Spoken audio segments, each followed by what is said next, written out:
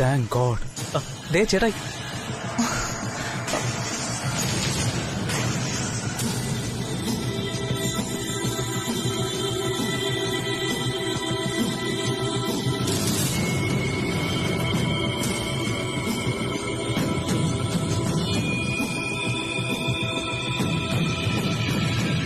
ചേട്ടായി ചേട്ടായി മുറിയിലേക്ക് കയറിപ്പോയപ്പോ എന്താകും എന്നുള്ളൊരു ടെൻഷനായിരുന്നു ഞങ്ങൾ എല്ലാവരും. അതെ ബ്രദറല്ലോ, ഈ കഴിഞ്ഞ കുറെ സമയം ഞങ്ങൾ എങ്ങനെയാ തള്ളി നീക്കിയെന്ന് ഞങ്ങൾക്ക് തന്നെ അറിയില്ല. എന്ത് പറ്റി മോനെ നിനക്ക്? ഇപ്പൊ മുറി കയറി കഥ അടയ്ക്കാൻ മാത്രം എന്ത് പ്രശ്നം ഇപ്പൊ ഉണ്ടായത്?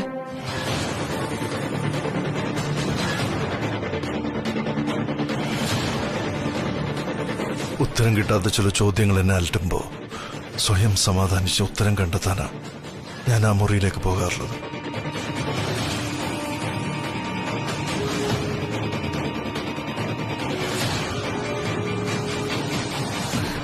അതൊക്കെ എങ്ങനെ ആയിക്കോട്ടെ, പക്ഷേ ഇപ്പോഴെന്ത് പ്രശ്നം നിന്നെ ഡിസ്റ്റർബ് ചെയ്യുന്നതെന്ന് എനിക്ക് മനസ്സിലാകാത്തത്. നീ ആഗ്രഹിച്ച പെൺകുട്ടി നിന്റെ സ്വന്തമാകാൻ പോകുന്നു. നമ്മുടെ കുടുംബത്തിലെ എല്ലാവരും ആരോഗ്യത്തോടും സന്തോഷത്തോടും ഒത്തൊരുമയോടും കൂടിയാണ് ഉള്ളത്. പിന്നെ എന്താ നിന്റെ പ്രശ്നം? അത് പറ. അവസാനിക്കാം എന്ന് ഞാൻ കരുതിയ ചില കഴിഞ്ഞകാല മുറിവുകൾ വീണ്ടും വീണ്ടും എന്നെ വേദനിപ്പിക്കുകയാണമ്മേ. ഒരാൾ നമ്മളെ വിശ്വസിച്ച് നമ്മുടെ ജീവിതത്തിലേക്ക് വരുമ്പോ ആ വിശ്വാസത്തിനോട് നമ്മൾ സത്യസന്ധരായിരിക്കണം അമ്മേ.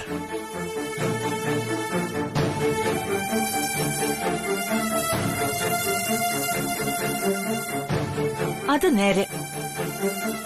പക്ഷേ നിന്നെ വിശ്വസിക്കുന്നവരെ നീ ഒരിക്കലും കൈവിടാറില്ലല്ലോ. പിന്നെന്താ?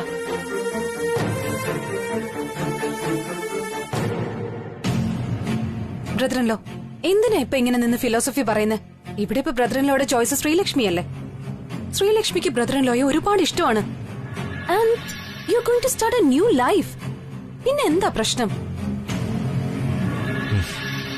അതെ, ശ്രീലക്ഷ്മിക്ക് എന്നെ ഒരുപാട് ഇഷ്ടമാണ്. ആ ഇഷ്ടം അങ്ങനെ തന്നെ എന്നും നിലനിർത്തണം ഞാൻ. അതാണ് ഇപ്പൊ എന്റെ പ്രശ്നം. മോനെ രവി, ആവശ്യമില്ലാത്ത ഒരു ചിന്തയും മനസ്സിലേക്ക് കടന്നു വരാതെ നോക്കണം നീ. അമ്മയ്ക്ക് വിശ്വാസമുണ്ട് നീ ശ്രീലക്ഷ്മിയെ രാജകുമാരിയെ പോലെ നോക്കുമെന്ന്. എനിക്ക് ഉറപ്പാ. ശ്രീലക്ഷ്മിക്കും നീ അടുത്തുള്ളതാ ഏറ്റവും വലിയ സന്തോഷം. അങ്ങനെയുള്ള പെൺകുട്ടിയെ കിട്ടുന്നത് തന്നെ മഹാഭാഗ്യമാണ്. നീ അനാവശ്യമായ ഭാരം നിന്റെ മനസ്സിന് കൊടുക്കരുതിപ്പോ. ഞാൻ കൂടെയില്ലെങ്കിലും നിങ്ങളൊക്കെ ശ്രീലക്ഷ്മി നന്നായിട്ട് നോക്കില്ലേ? രവി,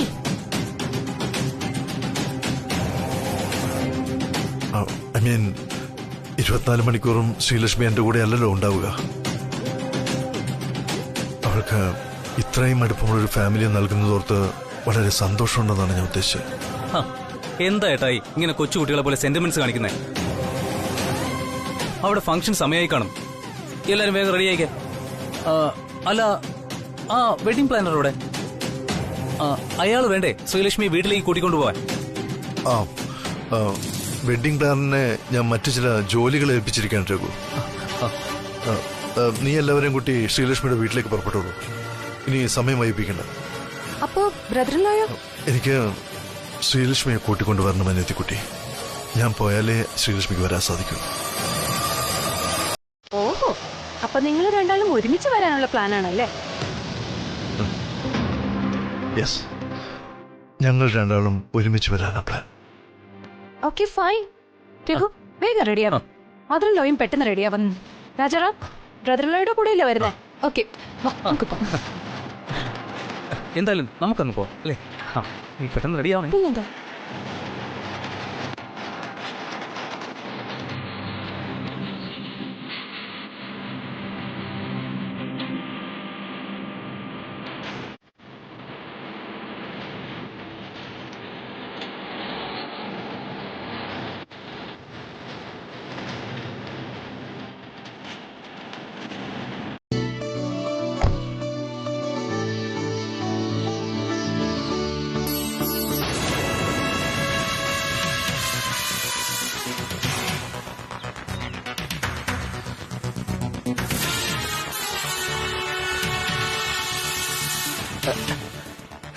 നമസ്കാരം.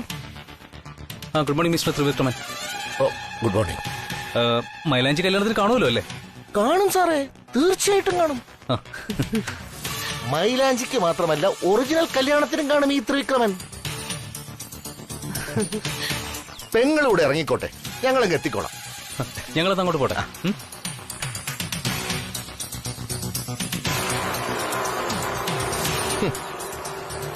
അപ്പൊ കാര്യങ്ങൾ അവിടെ മൈലാഞ്ചി കല്യാണം വരെ എത്തി. എന്നിട്ടും ആ GD സാർ എന്താ ഒന്നും ചെയ്യാത്തതെന്നാ എനിക്ക് മനസ്സിലാവാത്തത്.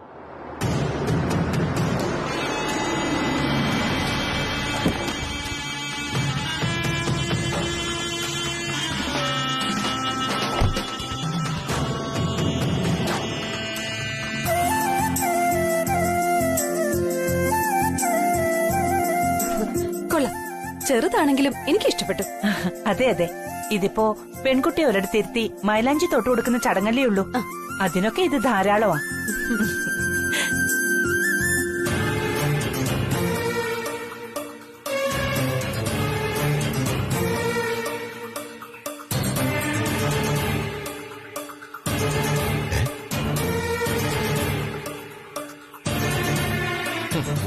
ചേടാ, ഈ കൊച്ചിന്റെ കാര്യമാണ് കഷ്ടം. ഇതിപ്പോ കല്യാണം നടത്താനാണോ മുടക്കാനാണോ എന്നാണ് ഇപ്പോഴും മനസ്സിലാക്കാൻ പറ്റാത്തത്. ലക്ഷണം കണ്ടിട്ട് ഇതിനെ വല്ല ഭ്രാന്താശുപത്രിയിൽ പിടിച്ചു കെട്ടേണ്ടി വരുമെന്നാ ഇപ്പൊ തോന്നുന്നത്. ഏതായാലും ഞാൻ ഈ പറയുന്നൊന്നും ഇവര് കേൾക്കണ്ട. ഈ സാധനത്തിനെ വിശ്വസിക്കാൻ കൊള്ളില്ല. ഓന്തിന്റെ ഇനമല്ലേ.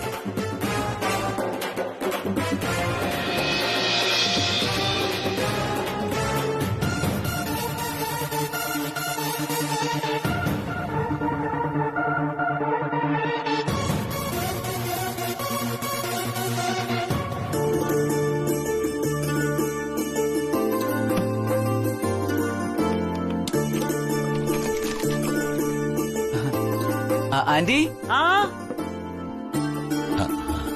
സരോജ ആന്റി. ദാ വരുന്നു.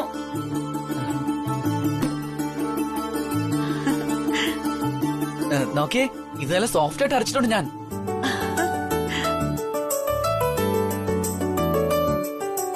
ഈ മൈലാഞ്ചി ഇട്ട ശ്രീലക്ഷ്മിയുടെ കൈ നല്ല അടിപൊളിയായിട്ട് ചോക്കുന്ന കാര്യം എനിക്ക് ഉറപ്പാ. അങ്ങനെ ഉറപ്പിക്കണ്ട.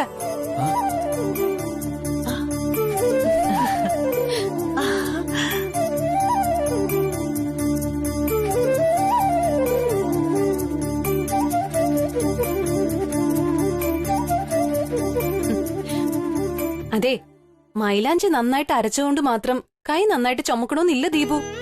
ശ്രീലക്ഷ്മിയുടെ ഭാവി വരന് ശ്രീലക്ഷ്മിയുടെ എത്രമാത്രം അടുപ്പവും ഇഷ്ടമുണ്ടോ അതിനനുസരിച്ച് അവളുടെ കൈ ചുമക്കൂ. അയ്യോ ആണല്ലേ? എന്നാ പിന്നെ ഞാൻ ഇത്ര കഷ്ടപ്പെട്ട് സോഫ്റ്റ് ആയിട്ട് അരക്കണ്ടായിരുന്നു. അതെന്താ കാരണം? ശ്രീലക്ഷ്മിയുടെ കൈ ചുമക്കുന്നത് ഇഷ്ടമല്ലേ ദീപുവിന്? ഇഷ്ടമല്ലാതെ പിന്നെ. പക്ഷെ അതിന് കൂടുതൽ അരച്ച മൈലാഞ്ചി ഒന്നും വേണ്ട. ശ്രീലക്ഷ്മിയുടെ കയ്യില് രവി സാർ ജസ്റ്റ് ഒന്ന് തൊട്ടാ മതി, അപ്പൊ തന്നെ ആ കൈ നന്നായിട്ട് ചുമന്നോളും. അത്രയ്ക്ക് ഇഷ്ടാ രവി സാറിന് ശ്രീലക്ഷ്മിയെ.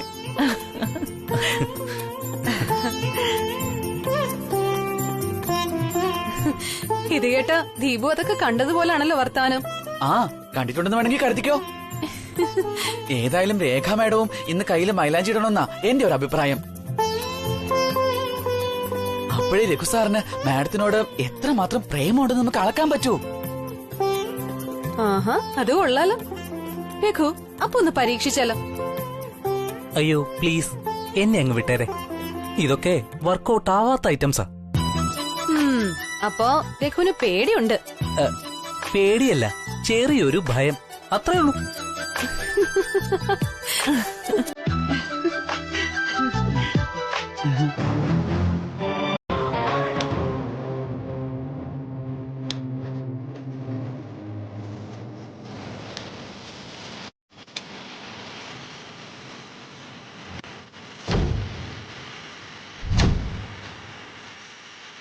സ്പീഡ് പോരല്ലോ രവി സാറേ. ശ്രീലക്ഷ്മിയെ രക്ഷിക്കാൻ ഈ സ്പീഡൊന്നും പോരാ. നീ വരുന്ന സ്പീഡിൽ എന്റെ കാറിൽ ഇടിച്ച് അത് സമ്മർ സോൾട്ട് അടിച്ച് വീണ് തകരണം. ഇത് വെറുതെ ഈ കാറിന് ചീത്തപ്പേരുണ്ടാക്കാൻ വേണ്ടി.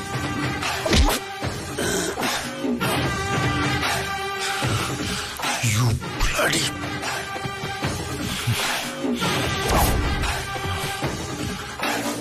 അയ്യോ, കൊല്ലരുത്. ഞാനിപ്പോ ഒരു ഹാൻഡിക്യാപ്പാ. ഏതായാലും ശ്രീലക്ഷ്മിയുടെ കോളിങ് വന്നപ്പോഴേക്കും നീ പിന്നെയും അങ്ങ് ഫോമിലായി അല്ലേ?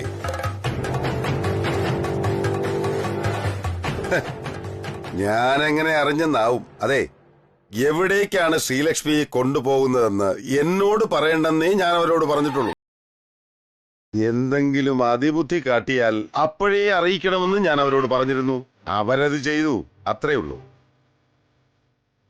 പിന്നെ നീ പ്രസ് മീറ്റിൽ സംസാരിക്കുന്നതുവരെ അവൾ സേഫ് ആയിരിക്കുമെന്ന് ഉറപ്പാ.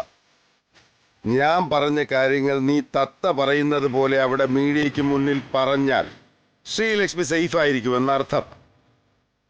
ചികി, നിനക്ക് എന്നെ കുറിച്ച് നന്നായിട്ട് അറിയാലോ. എന്നിട്ടും നീ എന്നെ ഇങ്ങനെ ടോർച്ചർ ചെയ്താൽ ഇതിനുള്ള ശിക്ഷ എന്തായിരിക്കും എന്ന് ഊഹിക്കുന്നത് നന്നായിരിക്കും. എന്റെ പൊന്നെ, പേടിപ്പിക്കല്ലേ, ജീവിച്ചു പൊയ്ക്കോട്ടെ. ആ, ഇവിടെ ഇപ്പൊ ഞാൻ വന്നത് കൊച്ചൊരു കാര്യം പറയാനാ. ഒരു മിനിറ്റ്.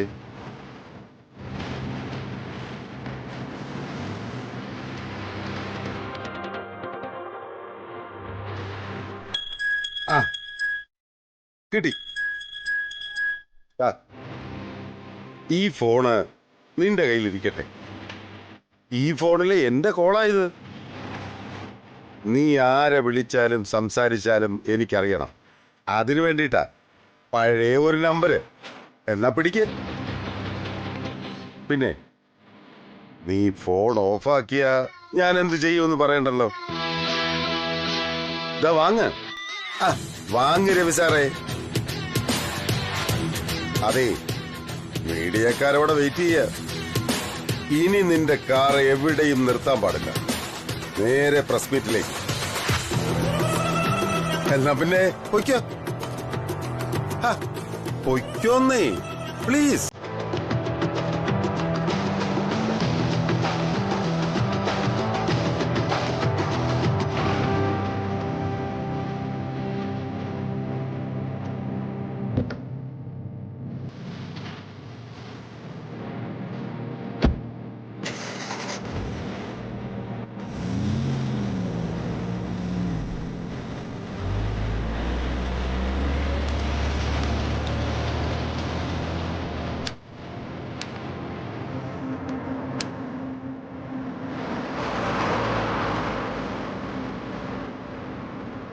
എന്നെ ഇപ്പൊ പച്ചയ്ക്ക് കത്തിക്കാനുള്ള പകയുണ്ടെന്ന് എനിക്കറിയാം.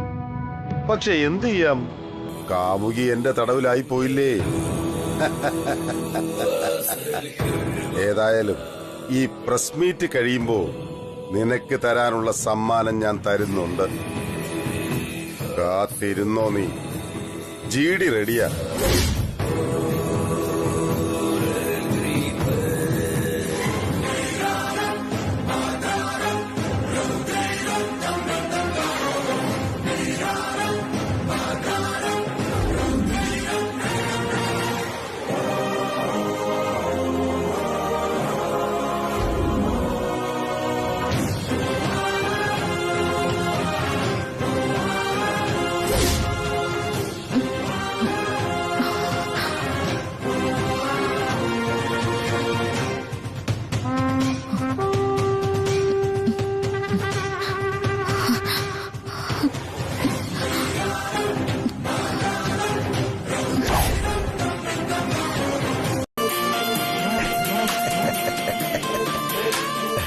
അയ്യോ പാവം, മാഡം പേടിച്ചു പോയല്ലേ? ഇത്ര പേടിക്കുമെന്ന് ഞാൻ കരുതിയില്ല കേട്ടോ. എങ്ങനെ ഉണ്ടായിരുന്നു മാഡം ഞാനുണ്ടാക്കിയ രാജാറാം സാറിന്റെ മിമിക്രി? മാഡത്തിന്റെ പ്ലാൻ എന്താണെന്ന് എനിക്ക് മനസ്സിലായി. എന്താ മാഡം ഇങ്ങനെ ഒരു മുന്നറിയിപ്പ് ഇല്ലാതെ ഇങ്ങനെ അടിക്കരുത്. പല്ല് സെറ്റിനൊക്കെ ഇപ്പൊ തീ പിടിച്ച വിലയാ. മതി തന്റെ കോമഡി. തനിക്കിപ്പോ എന്താ വേണ്ടത്? എനിക്കൊന്നും വേണ്ട. സത്യമായിട്ട് മാഡം അവരെ എന്ത് ചെയ്യുമെന്ന് പറഞ്ഞാ മതി. പ്ലീസ് മാഡം, അറിയാനുള്ള ആകാംക്ഷ ഉണ്ടാ? എടോ തന്നെ ഞാൻ അയ്യോ മാഡം, കൊന്നുകളയല്ലേ എന്നെ. മാഡത്തിന്റെ ആത്യന്തിക ഉദ്ദേശം അറിയാവുന്ന ചുരുക്കം ചിലരൊരാളാ ഞാൻ. എന്നെ തട്ടിയ എന്റെ ഭാഗത്തു നിന്നുള്ള സഹായം ഇന്നത്തോടെ തീരും. ഇപ്പോഴേ പറഞ്ഞില്ലെന്ന് വേണ്ട.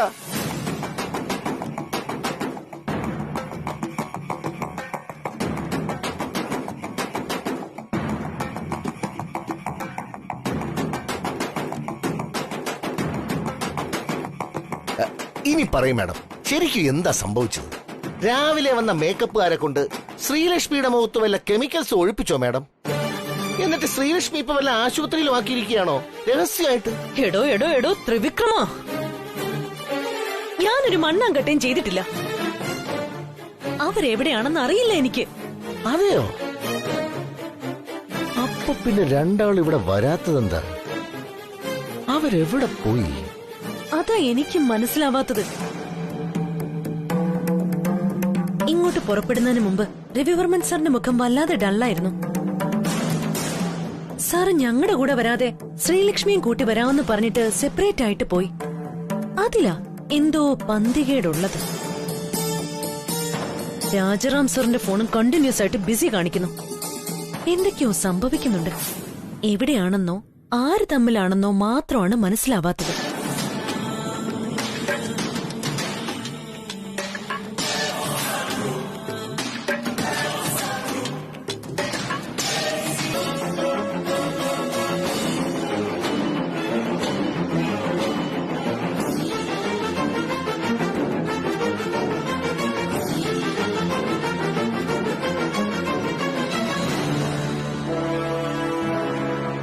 നമുക്ക് ആ പ്രസ് മീറ്റ് തുടങ്ങിയൊന്ന് ഫോണിൽ ന്യൂസ് ചാനൽ വെച്ചൊന്ന് നോക്കിയാലോ? ഫോണ് സ്വിച്ച് ഓൺ ചെയ്യരുതെന്നാണ് നമുക്ക് കിട്ടിയ നിർദ്ദേശം. അതിനിപ്പോ എന്താ, ജസ്റ്റ് ആ ന്യൂസ് ചാനൽ വെച്ച് നോക്കിയിട്ട് പ്രസ് മീറ്റ് തുടങ്ങിയോ ഇല്ലേന്നോ ഒന്ന് അറിഞ്ഞാൽ മതി.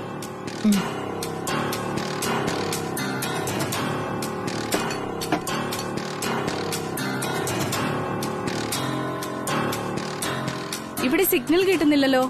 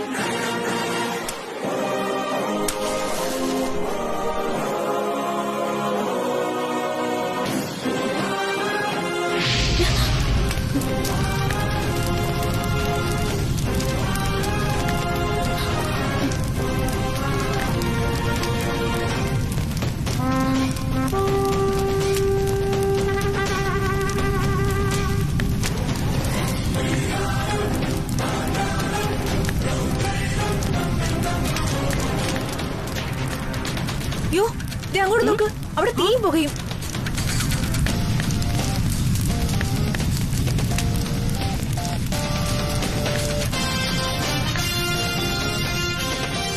അവളകത്ത് അടങ്ങിക്കിടക്കില്ല. അടുത്തത് ഒപ്പിച്ചു. അവിടെ കിടക്കട്ടെ, നമുക്ക് ലൈവ് തുടങ്ങി നോക്കാം. ലൈവ് തുടങ്ങുമ്പോഴേക്കും അവളുടെ കാര്യം തീരുമാനമാവുന്ന തോന്നുന്നേ. പക്ഷെ തീയാണ് കത്തുന്നുണ്ടോ? എല്ലാം കത്തിക്കുന്ന തോന്നുന്നേ. അതൊന്നും നമ്മൾ കാര്യാക്കണ്ട. ഒരു തെളിവും ബാക്കി വെക്കാതെ അവളെ കൊന്നുകളയണമെന്നാ നമുക്ക് കിട്ടിയ നിർദ്ദേശം. അവളുടെ ചിത അവള് തന്നെ കത്തിച്ചു, അത്ര തന്നെ.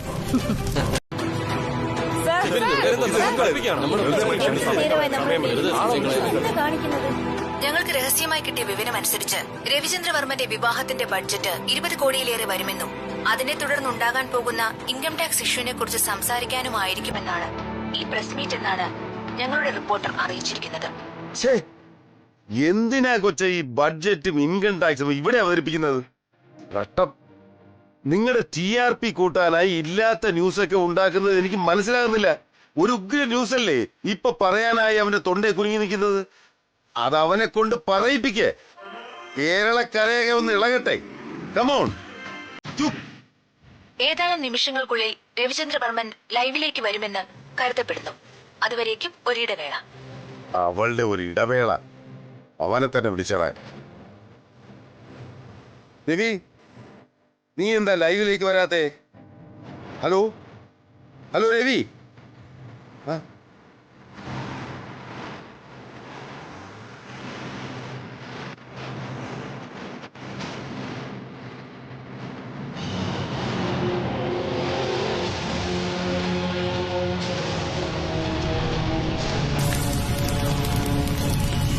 ആ അവളുടെ ആയുസ് ഇന്നത്തോടുകൂടി എന്റെ.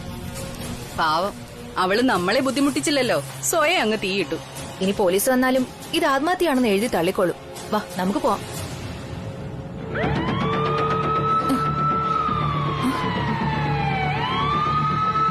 ദൂരെ എന്താ സൗണ്ട് കേൾക്കുന്നുണ്ടല്ലോ? അത് ഫയർ എഞ്ചിന്റെ സൗണ്ടാ.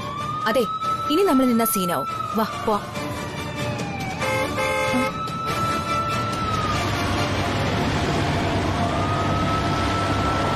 ഇതാ രവിചന്ദ്രവർമ്മന്റെ കാറാ. ഷെടാ, പ്രസ് മീറ്റിൽ പങ്കെടുക്കാൻ പോയി അയാൾ ഇവിടെ എങ്ങനെ എത്തി? ഇതെന്തോ ട്രാപ്പാ. വാ തൽക്കാലം മാറി നിക്കാം. ആ, ആ.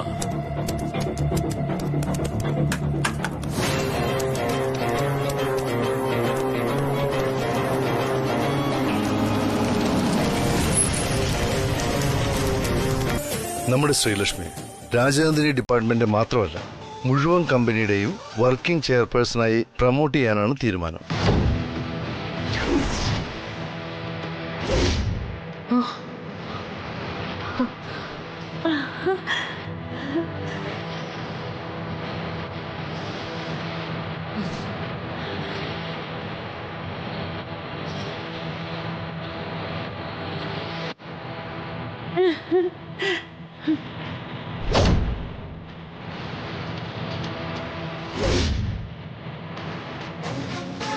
അതുകൊണ്ട് എന്റെ ലൈഫ് പാർട്ട്ണറും കമ്പനി വർക്കിംഗ് ചെയർപേഴ്സണുമായ ശ്രീലക്ഷ്മിയെ മീഡിയയ്ക്ക് മുന്നിൽ ഇൻട്രൊഡ്യൂസ് ചെയ്യാനാണ് പെട്ടെന്നൊരു പ്രസ് മീറ്റ് അറേഞ്ച് ചെയ്തത്.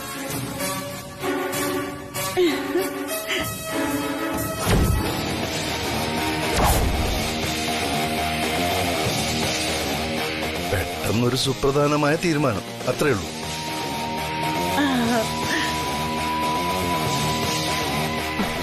ശരി, ഏതായാലും അത് കഴിഞ്ഞു. ഇത്രയും നേരം ബ്രദറിലോ നമ്മളെ എല്ലാവരെയും ടെൻഷൻ അടുപ്പിച്ചതിന് നല്ലൊരു പണിഷ്മെന്റ് സ്വീകരിച്ചേ പറ്റൂ. രേഖ, എനിക്ക് തരുന്ന പനിഷ്മെന്റ് ഒന്നും ചേട്ടായിക്ക് കൊടുത്തേക്കല്ലേ. ചേട്ടായിക്ക് അതൊക്കെ ഈസിയാ. രഘു, അതെ ബ്രദറിലോ, എന്താണ് ഇന്നത്തെ പണിഷ്മെന്റ് എന്ന് അറിയാമോ? ഇന്ന് ചേട്ടായിയെ ഇവിടുത്തെ ചടങ്ങിന് ഒരുക്കുന്നത് രഘു ആയിരിക്കും. ഉറപ്പിച്ചു.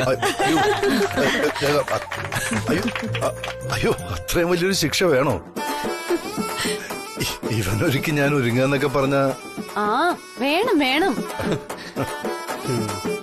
ഞങ്ങളെയെല്ലാം ബ്രദറിലോ കുറെ വിഷമിപ്പിച്ചതല്ലേ, ഇനി സ്വയം അങ്ങ് അനുഭവിച്ചോ, കാണട്ടെ എങ്ങനെയുണ്ടെന്ന്.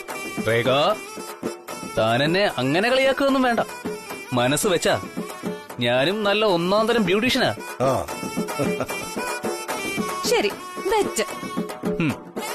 ഞാനും കൃഷ്ണയും കൂടി ശ്രീലക്ഷ്മിയെ ഒരുക്കും, രഘു ബ്രദറിൻലോയെ ഒരുക്ക്.